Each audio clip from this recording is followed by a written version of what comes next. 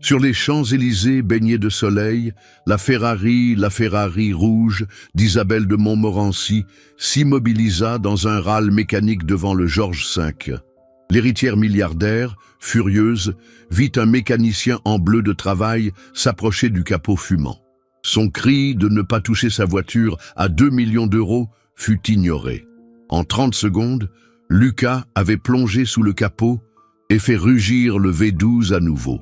Se redressant, les mains noires de cambouis, il entendit Isabelle lancer avec mépris « Si tu peux vraiment la réparer définitivement, je t'épouse ». Le sourire énigmatique de Lucas la troubla profondément quand il répondit « Marché conclu, mais vous ne savez pas qui je suis vraiment ». L'avril parisien baignait les Champs-Élysées d'une lumière dorée qui faisait scintiller les vitrines de luxe comme autant de diamants. Les marronniers en fleurs parfumaient l'air d'une douceur printanière, contrastant avec l'agitation perpétuelle de l'avenue la plus célèbre du monde. C'était l'heure où Paris montrait son visage le plus séduisant, celui qui faisait rêver les touristes et sourire les Parisiens blasés. Isabelle de Montmorency, 28 ans d'arrogance héritée et de beauté glaciale, incarnait à la perfection cette élite parisienne qui considérait les Champs comme son terrain de jeu personnel. Héritière du groupe Montmorency, empire du luxe pesant 5 milliards d'euros et s'étendant de la haute couture aux montres prestigieuses, elle naviguait dans ce monde doré avec l'assurance de celle qui n'avait jamais connu l'échec. Ce matin-là, elle portait un tailleur Chanel blanc cassé qui épousait sa silhouette longiligne, des escarpins loup-boutin dont les semelles rouges claquaient avec autorité sur le trottoir et ce sourire distant qui maintenait le monde à distance respectable. Ses cheveux blonds cendrés, coiffés dans un chignon bas impeccable, encadraient un visage aux traits fins où dominaient des yeux bleus glaciers, ceux qui avaient fait plier plus d'un PDG lors de négociations tendues. La Ferrari rouge vermillon garée devant l'hôtel Georges V n'était pas qu'une voiture, c'était une déclaration. 2 millions d'euros de technologie italienne, seulement 499 exemplaires dans le monde, le summum de l'ingénierie automobile. Pour Isabelle, c'était surtout le symbole parfait de son statut, rare, inaccessible, parfaite, jusqu'à ce que la perfection se brise. Le premier signe fut un léger hoquet du moteur V12, si discret qu'un conducteur moins attentif ne l'aurait pas remarqué. Puis vint une vibration inhabituelle, suivie d'un voyant orange sur le tableau de bord futuriste. Enfin, alors qu'elle s'apprêtait à redémarrer après un feu rouge, la catastrophe. Une fumée blanche s'échappa du capot arrière, accompagnée d'un râle mécanique qui glaça le sang d'Isabelle. La Ferrari s'immobilisa précisément devant l'entrée majestueuse du Georges V, sous les regards médusés des voituriers en livrée et des clients fortunés. Les smartphones se levèrent instantanément. La génération Instagram ne ratait jamais l'occasion d'immortaliser la chute d'une icône. Isabelle sortit du véhicule avec toute la dignité qu'elle put rassembler, mais intérieurement, la panique montait. Ce n'était pas seulement une panne, c'était une humiliation publique. Dans son monde, l'image était tout, et la sienne venait de se fissurer devant le tout Paris. Lucas Martel choisit ce moment précis pour sortir du garage Étoile Mécanique, niché dans une ruelle perpendiculaire aux Champs. Le contraste était saisissant.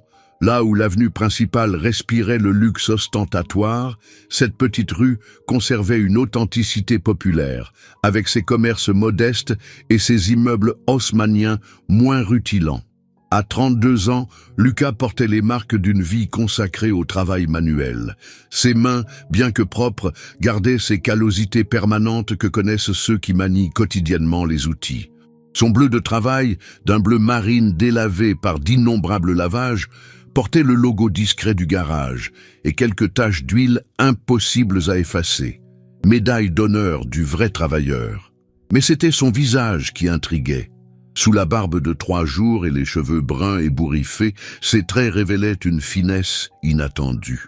Ses yeux noisettes brillaient d'une intelligence vive, et sa démarche avait cette assurance tranquille de celui qui connaît sa valeur sans avoir besoin de la proclamer. L'attroupement grandissant autour de la Ferrari attira son attention. Son oreille exercée capta immédiatement la nature du problème dans le son mourant du moteur, cette combinaison particulière de sifflement et de cliquetis qui trahissait un déséquilibre dans le système hybride Keyers. Problème rare, mais pas inconnu sur ce modèle.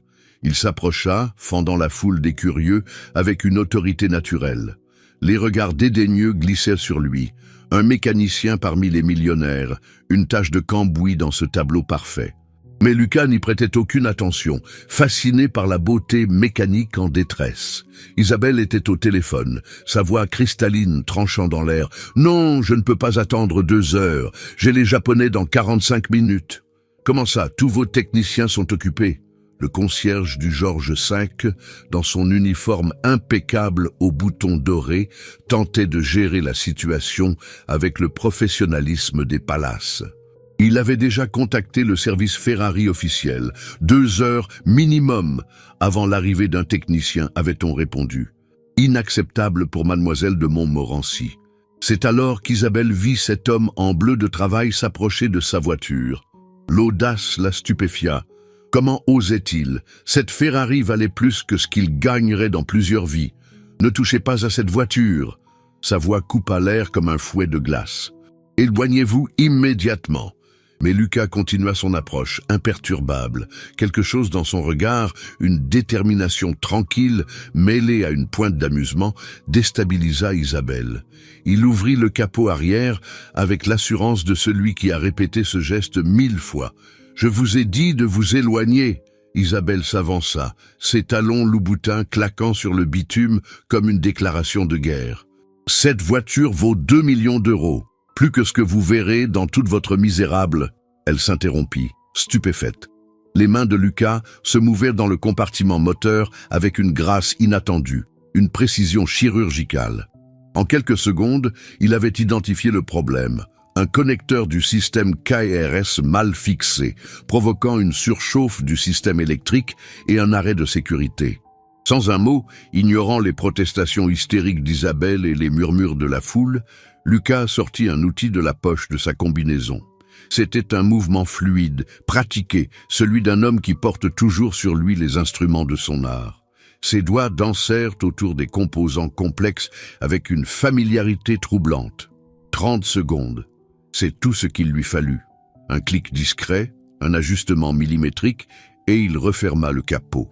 D'un geste de la main, il invita Isabelle à redémarrer. Elle hésita, partagée entre la colère et la curiosité. Puis, devant l'insistance muette de cet étrange mécanicien, elle se glissa dans l'habitacle et tourna la clé. Le V12 s'éveilla dans un rugissement parfait, cette symphonie mécanique qui faisait battre le cœur des passionnés. Aucune fumée, aucune vibration. La Ferrari ronronnait comme au premier jour. La foule applaudit spontanément. Les smartphones avaient tout capturé, l'arrogance de l'héritière, l'intervention du mécanicien, le miracle mécanique. Demain, la vidéo serait virale.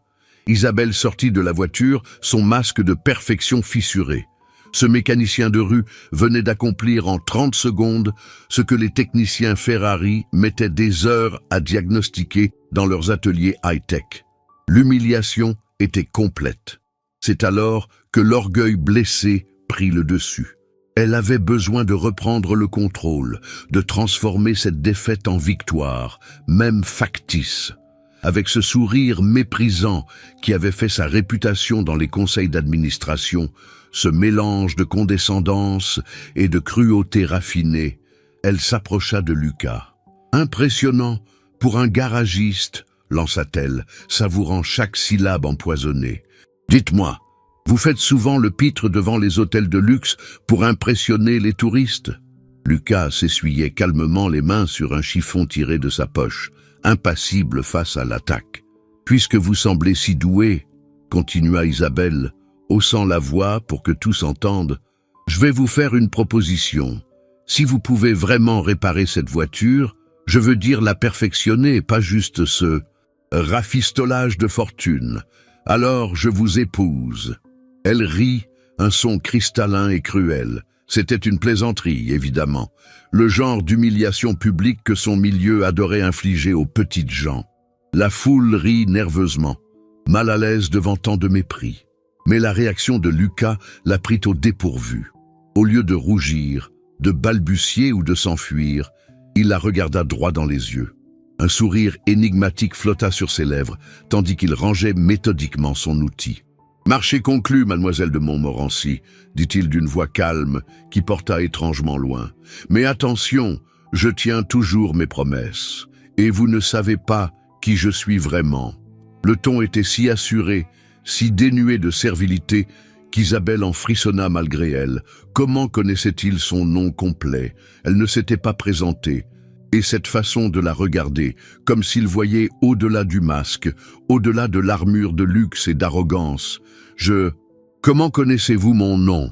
demanda-t-elle, déstabilisée. « Tout le monde connaît l'héritière Montmorency, » répondit Lucas, avec une pointe d'ironie. « Surtout quand elle fait la une de Paris Match 3 fois par an. » Il se pencha légèrement, et elle sentit une odeur surprenante, pas seulement l'huile moteur attendue, mais quelque chose de plus subtil, de plus cher. Un parfum d'homme qu'elle reconnaissait vaguement. « Votre Ferrari aura d'autres problèmes », ajouta-t-il à voix basse pour elle seule. « Le système hybride est mal calibré. Dans 2 jours maximum, vous aurez une vraie panne. Les techniciens Ferrari vous diront qu'il faut changer tout le système. 3 mois d'attente minimum. » Il se redressa, reprenant une voix normale. « Quand cela arrivera, vous savez où me trouver. Garage Étoile Mécanique, rue de la Bienfaisance, si vous êtes sérieuse au sujet de votre proposition. » Sur ces mots, il tourna les talons et s'éloigna tranquillement, ignorant les caméras, les questions, l'agitation qu'il laissait derrière lui. Sa démarche avait quelque chose d'étrangement noble, le dos droit, les épaules carrées, une assurance qui détonnait avec l'image du simple mécanicien. Isabelle remonta dans sa Ferrari, les mains légèrement tremblantes sur le volant. Dans le rétroviseur, elle vit Lucas disparaître dans la ruelle, avalé par l'ombre du garage. Quelque chose clochait. Sa façon de parler, son assurance, cette connaissance intime des Ferrari, qui était vraiment cet homme. Elle démarra, le moteur ronronnant parfaitement, mais les paroles de Lucas résonnaient dans sa tête. 2 jours maximum. Comment pouvait-il être si sûr? Le reste de la journée passa dans un brouillard. La réunion avec les investisseurs japonais fut un succès. Elle excellait dans ses joutes financières, mais son esprit revenait sans cesse à cet étrange mécanicien. Le soir, dans son penthouse du 16e arrondissement, avec vue panoramique sur la tour Eiffel, elle lança des recherches.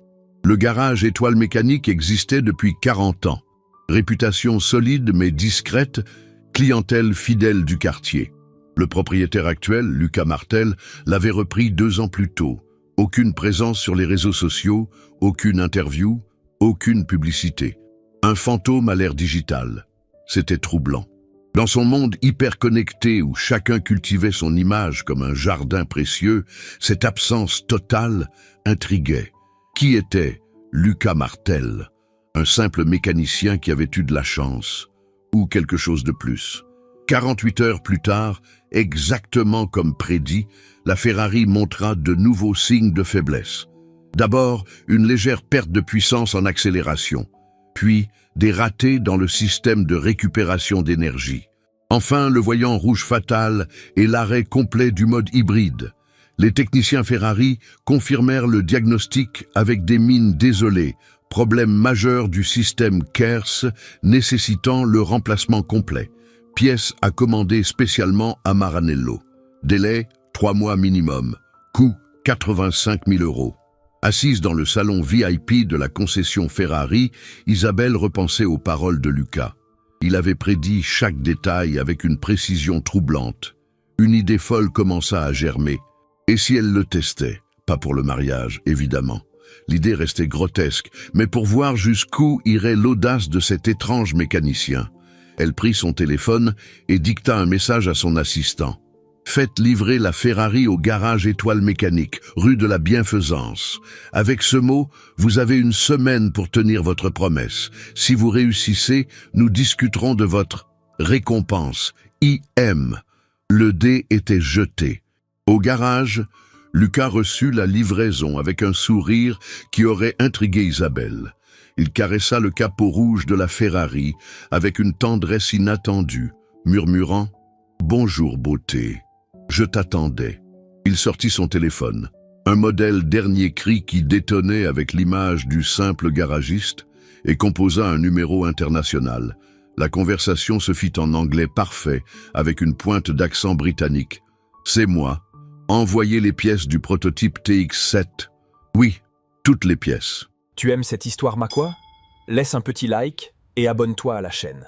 Maintenant, reprenons la vidéo. Configuration complète. Non, ce n'est pas pour Koenigsegg, c'est personnel, très personnel. Il raccrocha et regarda à nouveau la Ferrari. Dans la lumière tamisée du garage, ses yeux brillaient d'une lueur qu'Isabelle aurait trouvée inquiétante. Ou excitante, difficile à dire. « Il est temps qu'elle découvre la vérité », murmura-t-il. « Toute la vérité. » 3 jours de silence total depuis la livraison de la Ferrari. L'impatience rongeait Isabelle, peu habituée à être ignorée. Elle décida de se rendre au garage, trouvant l'endroit fermé en pleine journée. Une porte entr'ouverte à l'arrière laissait filtrer du Chopin, le Nocturne opus 9 numéro 2, reconnut-elle avec stupeur. L'intérieur de l'atelier la stupéfia. Loin du garage crasseux imaginé, l'endroit était immaculé, équipé de technologies qu'elle n'avait vues qu'à Maranello. Sa LaFerrari trônait au centre, entièrement démontée, chaque pièce disposée avec une précision maniaque. Luca travaillait sur le moteur, totalement absorbé. Les lunettes qu'il portait lui donnaient un air différent, plus intellectuel. Ses mouvements avaient la grâce d'un artiste, pas d'un simple mécanicien. Sans lever les yeux, il identifia le morceau et mentionna l'avoir entendu le jouer au Gala de Charité Montmorency de 2018. Il était au fond de la salle. La révélation qu'il avait pu être présent, sans qu'elle le remarque, un serveur, un technicien invisible, soulignait douloureusement l'aveuglement de son monde. L'amertume dans sa voix se mêlait à de la nostalgie. Lucas s'approcha alors d'un établi couvert de documents. Des brevets, des dizaines de brevets révolutionnaires, tous au nom de L.A. Martel. La vérité éclata.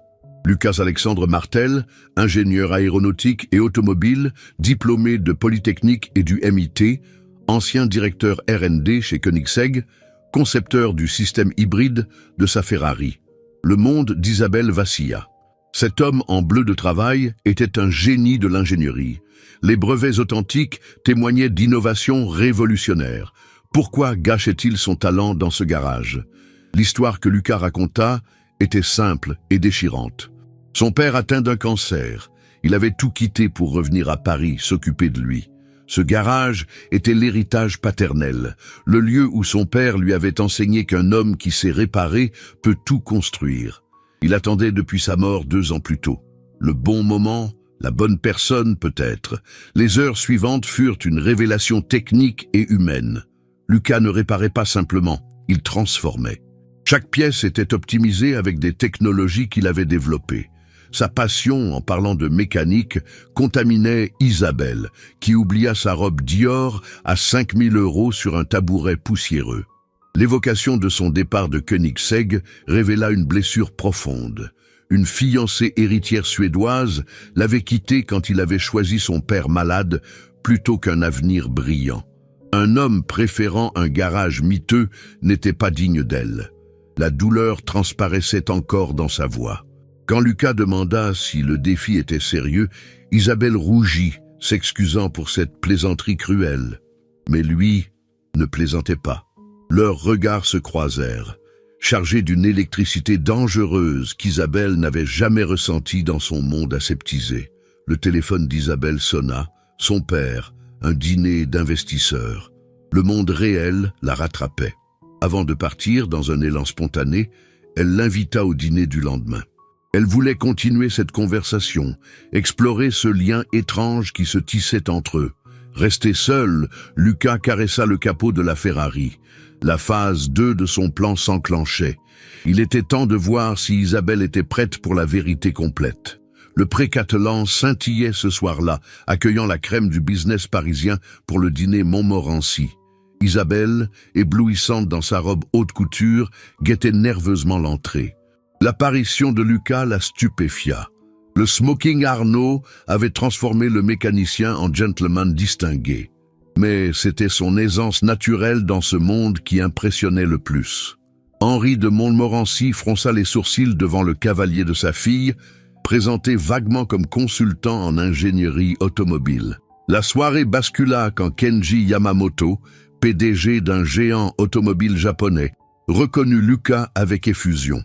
L'échange en japonais parfait révéla l'identité du génie qui avait révolutionné leurs systèmes hybrides. La table entière se tut. Henri écarquilla les yeux. Sa fille sortait avec le Lucas Martel. La conversation technique qui suivit captiva l'audience. Lucas révélait un homme brillant, polyglotte, citant Proust et physique quantique avec la même aisance. L'alcool aidant, Henri devint cassant, questionnant pourquoi un homme de ce calibre jouait au garagiste.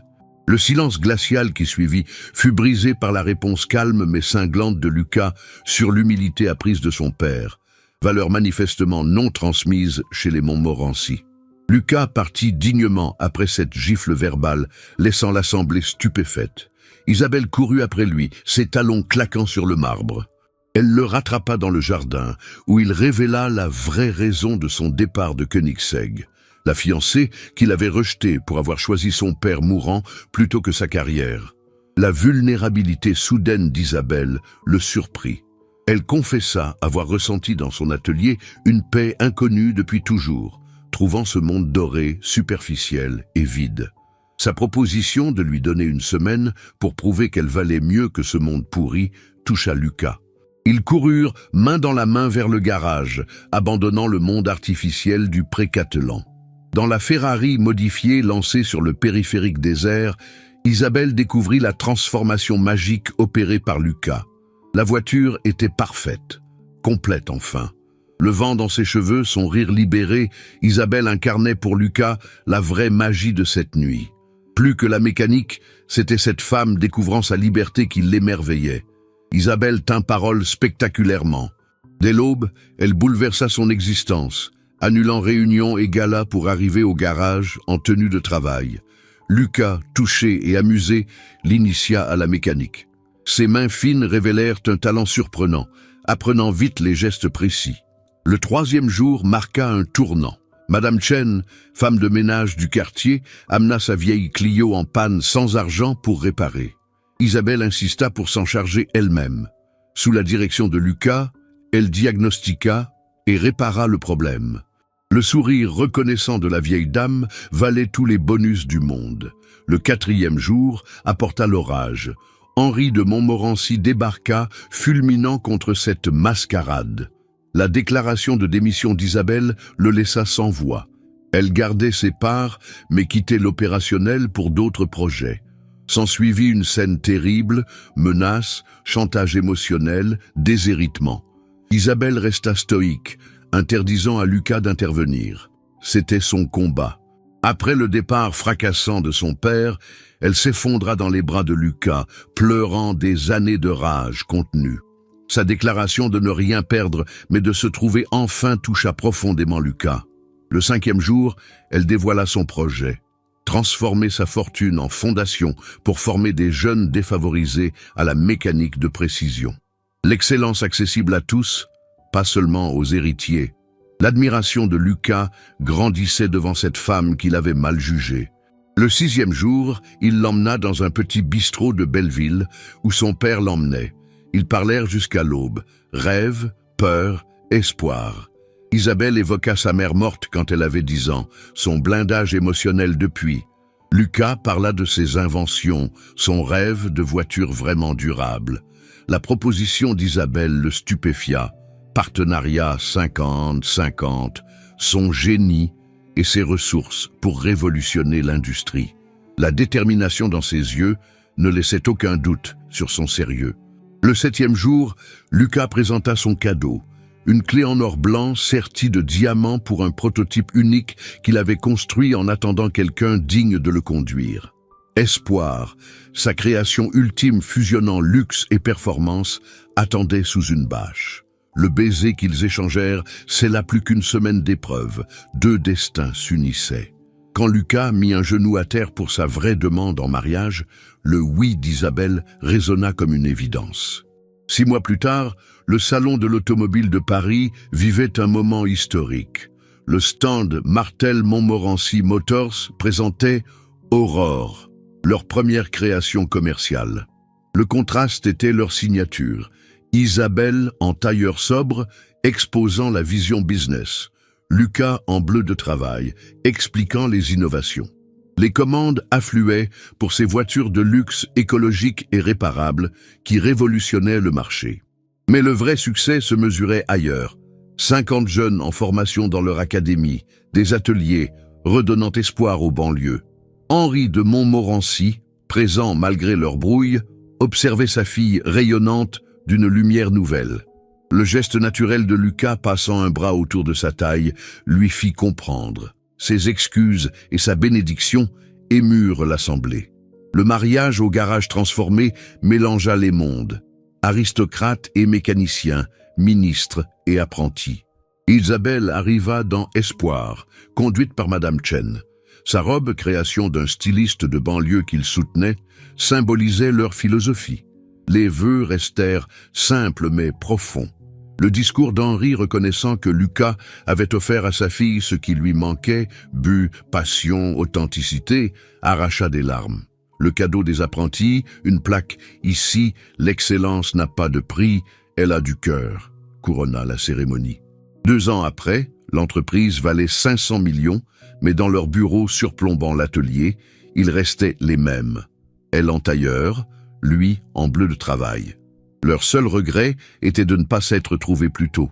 Leur fille de 6 mois dormait paisiblement, pendant qu'ils plaisantaient sur l'idée d'un service de dépannage sur les champs pour d'autres Ferrari en panne. La photo encadrée de leur rencontre, Isabelle hautaine, Lucas en bleu, la Ferrari fumante, portait leur devise « Chaque panne cache une opportunité ». Ils ignoraient encore que cette philosophie conquérait le monde. Ils savaient juste qu'ensemble, ils pouvaient tout réparer, même des cœurs de milliardaires.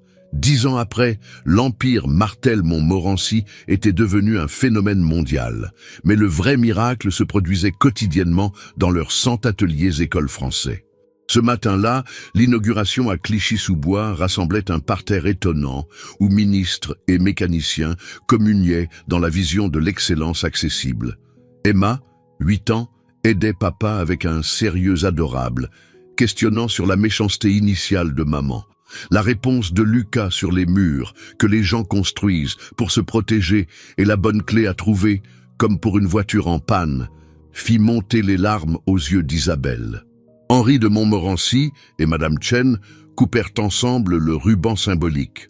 Le discours d'Isabelle racontant leur histoire fit rire et pleurer l'assemblée.